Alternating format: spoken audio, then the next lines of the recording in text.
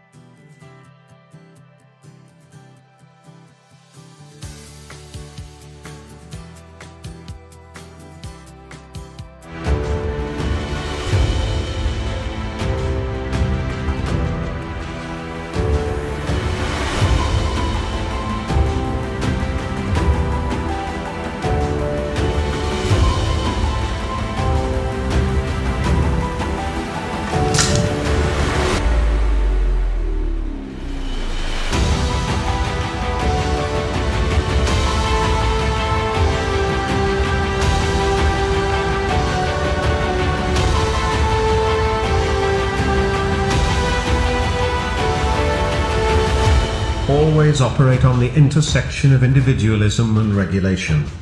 Whenever in doubt, anarchy prevails. Eindhoven, capital of innovation.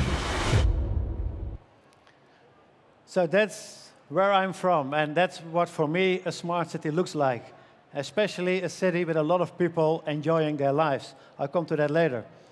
Well, what we saw in our region, we are a high-tech region, and what we saw is we had some changes. I have to skip that one, sorry.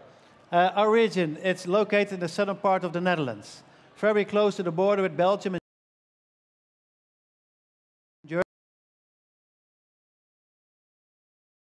Germany.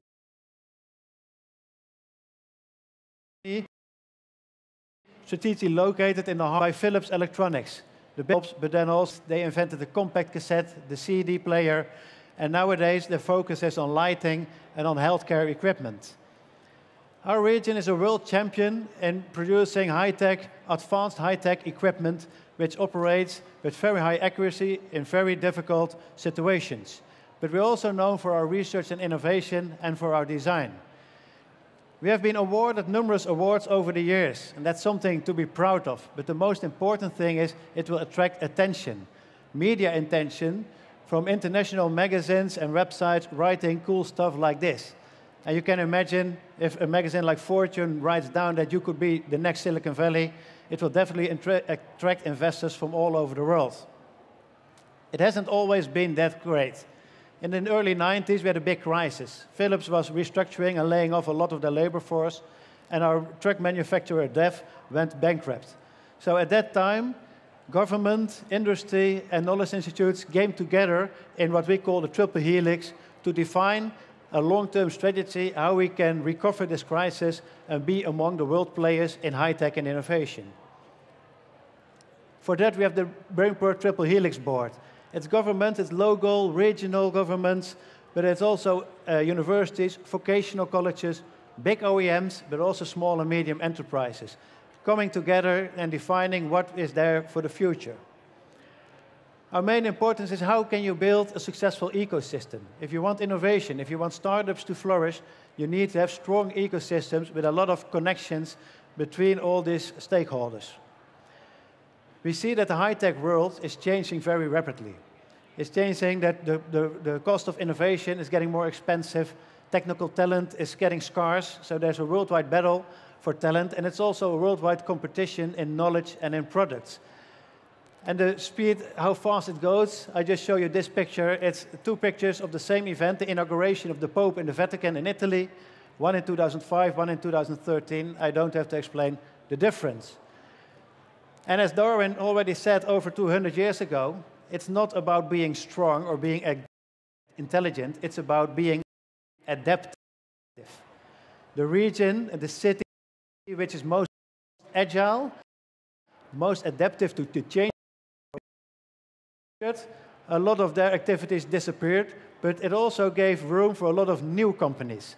And it wouldn't surprise you that a lot of these companies are actually spin-offs from Philips, like NXP, like VDL, but also FEI, which produced the best electron microscopes in the world. One specific example is ASML. ASML is the world leader with a 90% market share in chip manufacturing equipment, front-end chip manufacturing. It's a spin-out of Philips. They started in 1984, and nowadays they have a 9 billion euro turnover. And most important, they spend almost 20% of that back into research and innovation. They work together with thousands of suppliers, first tier, second tier, third tier. And the good thing is that most of those suppliers are within our region. That's the reason why such a company keeps on growing and does not even think about moving its activities to other places in the world. As our region is very good in valorization of knowledge into new products. Compared to the rest of the Netherlands, we do like twice as good in making money out of new products and services which are only a few years on the market. And we do that by taking our technology competences into solving the societal challenges of tomorrow. You see those on the right. Because everywhere in the world, people are confronted with the rising cost of healthcare and challenges on energy and mobility, food safety, and also security. So if you can put technology to work to solve these issues, you're not only doing the right thing, you will also be making money in the future. I will mention a few startups during my presentation. This one is Smart Photonics. They are now putting together a whole new knowledge cluster on photonic chips in Eindhoven. It's solving the problem of energy and especially also the cooling of data centers in the future. Another one is Precise. It's robotic surgery, putting robotics to work for a surgeon, for an eye surgeon, for example, to make operations go faster and safer for the patient. We cluster our companies and our knowledge institute in a number of campuses. The most famous one of that one is the high-tech campus. It used to be the old Philips research facilities, but nowadays it's opened up to over 160 companies, over 10,000 staff, and they're all working in R&D and innovation. It's not even allowed to open up a regular production facility on this campus because we want to create an ecosystem of knowledge, of innovation. Over 80 nationalities, and one of the strong points in this campus is they have a lot of shared facilities. So for startups, it's like heaven, especially for tech startups. Because you can imagine if you want to build a new tech product, a high-tech product, and you need, for instance, a clean room to have a very clean environment, for a startup, that's a major investment. It's probably impossible. But over here, you can rent a clean room for 1 day or for 1 week, just what you like. So it's an open innovation system, and it's the center of knowledge from the Netherlands. And we truly believe in the Netherlands, and it already started with Philips over 100 years ago, that you get real innovation if you bring people with different ideas together. So not only put together 10 electrical engineers if you want to solve an electrical challenge. Now put in some mechanical engineers, software engineers, a designer, and see what they come up with. So you have to create interaction. And at the high-tech campus, we do that in a number of multiple ways. One of the most important ones is we have a central facility, the Strip, which combines a conference center, shops, restaurants, hairdressers, sporting facilities. So everybody comes out and goes there. It's not even allowed for a company to have their own dining area or their own cafeteria within the company. So everybody has to go out during lunchtime. We also organize a lot of lectures, a lot of business conferences, but also sporting activities and social activities, like ice skating for your kids in the wintertime, and even a vegetable garden for software engineers. What's also very important in an innovative ecosystem is that you have access to knowledge. So we have our own knowledge institutes, our universities, but also our public research institutes. But we also work together with a lot of other institutes and knowledge networks around the world, like ITRI from Taiwan, Fraunhofer from Germany, and some of them have their offices at the high-tech campus, and other ones we work together just by using the internet and visiting each other at conferences, etc. One startup which comes also from the collaboration of research institutes and industry is called Smart Robotics. These guys, they found out that a lot of small and medium enterprises, they are thinking about robotizing part of their production, but they don't have the investment capital to buy a robot arm themselves. So what they do is they configure a robot arm for your needs, and you can rent it for a month or for half a year to test it and to see if you can really make use of that investment. It wouldn't surprise you that incubation in startups is also one of our key elements in our ecosystem. So we have a lot of incubators, we have a lot of accelerator programs, but I want to put some special emphasis on the student teams. What we do in our universities, we bring together students from all kinds of different backgrounds in multidisciplinary teams to work on challenges. For instance, on the right, it's Stella, it's a solar-powered family car, and the teams from Eindhoven, they have been winning the Global Solar Challenge in Australia with the family car class for 3 or 4 years in a row now. And that's because they work together with all these different disciplines, but also are supported by the local industry. And some of the students who were in this team 2 years ago, they now started their own company. They thought, well, if we can do that, why not make it into a production car? So they're now delivering the prototype next month, and next year they will deliver the first real car powered by solar energy. So imagine it's like a Tesla Model S, but then solar powered. On their website, you can look up what that means. For instance, if you put in Bangkok and you want to drive like 20,000 kilometers per year, they calculate for you that you only will have to charge your car 11 times a year. So that's less than once a month. And if you take the Tesla Model S with the biggest battery, you have to charge at least once a week. So that's going to be an interesting company. So for us, it's all about connecting the ecosystems.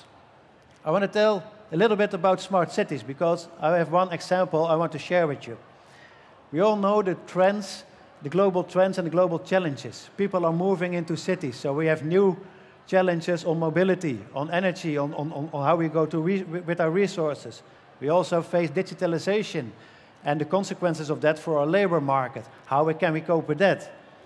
So in the Netherlands, we joined forces in a national strategy, which not only focus on digital infrastructure, but very much also about education, employability, and about the freedom for experiment. We love to work together. We love to invite companies and research institutes to enter our public space and show their experiments and see what we can do with that. So the Netherlands, we're only a very small country, we act like one big smart city. And we like to share that experience. And we do that, for instance, in Vietnam, in the province of Binh Duong. Binh Duong is located in the south of Vietnam, next to Ho Chi Minh City. And they have gone through a massive economic development. In less than 20 years, their economy changed from agriculture into industry and the service economy. And now they're ready for the next step, because they want to make the step from low added value manufacturing towards higher added value and high-tech manufacturing and services. So they choose to work together with our Brainport Eindhoven region. And we put together a strategic program focusing on 4 domains. The most important one is people. How can we make sure we educate the workforce of the future? How can we make sure that our educational institutes are working closely together with industry? The second one is about research and development. If you want to enter into high-tech industry and you want to build an innovative economy, you do have to create your own knowledge, your own research. You cannot only apply research from outside, because then you will always be dependent of the others. The third pillar, it's about business. It's about existing businesses. How can they grow? How can you service them with smooth regulations from the government? But it's also very important about new businesses. It's about startups. How can we create a dynamic startup environment? How can we provide seed capital?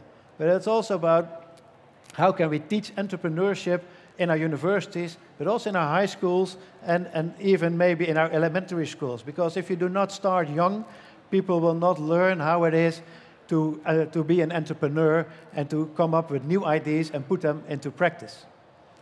And the fourth domain, it's about the basics. It's everything else. It's like infrastructure, both physical and digital. It's about the quality of life. It's about clean air. It's about sustainable energy. But it's also about having a pleasant environment to live in, so about sports and leisure and tourism. So we implemented the triple helix model in Benjung. And you can imagine that it's not copying from Eindhoven, it's adapting it, because you have to take into account that you have a different governmental system. You have different existing structures, and you also have a very different culture. So you have to take that in account to make it really successful. And just some examples of what we have come up with so far. We put together a whole new smart lighting cluster. It started out with Philips, our Eindhoven-based Philips company, wanting to sell some LED lighting for the public space. And then we asked Philips, well, if you want to be a real partner, please also invest in a lighting lab at our university. And when they did that, the next step was to implement a smart and connected lighting pilot, which is now also used for research purposes. And we're now working together with European universities and regional universities in Vietnam to put in a knowledge program to create advanced lighting, master programs, and maybe even PhD programs in Benjung. We're also engaging in a whole new type of industry for Vietnam, the semiconductor industry. With the company, Eindhoven-based company NXP, we are closely together to see how they can enter the Vietnamese market, and at the same time, we can use that to create new manufacturing facilities which are more high-tech than the existing low-cost manufacturing in Benjung. So that will be the first step which we use to also create new high-tech science and technology industry parks, which really create ecosystems which do not consist of the traditional manufacturers, but high-tech companies and research facilities. To get people more aware in Benjung, we find it very important to share the story, to tell to the local community, to invite students to join our yearly summit, our yearly event. The summit, it's like a high-quality international conference, but also involves a student hackathon with over 70 student teams last year working on smart city applications for the province of Benjung, and a big exposition of Vietnamese, Dutch, and other international companies showing what they can do for a smart city. But we always focus one important message. A smart city, it's not about buying technology. A smart city, it's about using technology to improve the life of the people, because it's about connecting smart people. If you do not think about the people, you will never be a smart city. And the last example I will only mention is the Baker Max Business Incubator. To create a new startup system in Benjung, we have been working together with a local development company and a university to create a world-class incubator program. But I'm not going to tell anything about that because my colleague from Benjung, Ms. Han, is the director of that incubator, and she will be the next speaker to explain you more about that. So for us, the main lesson, what I want to give you from this speech, is it's all about collaboration. And collaboration, it's not inviting people to tell them what to do, it's inviting people to share their ideas and together define what will be the next steps. So with that, I'll leave you. I'm happy to support anyone in these ambitions. So if you're interested, you're more than welcome to either talk to me after this session or go to our website or send me an email. Thank you very much for your attention. Thank you very much.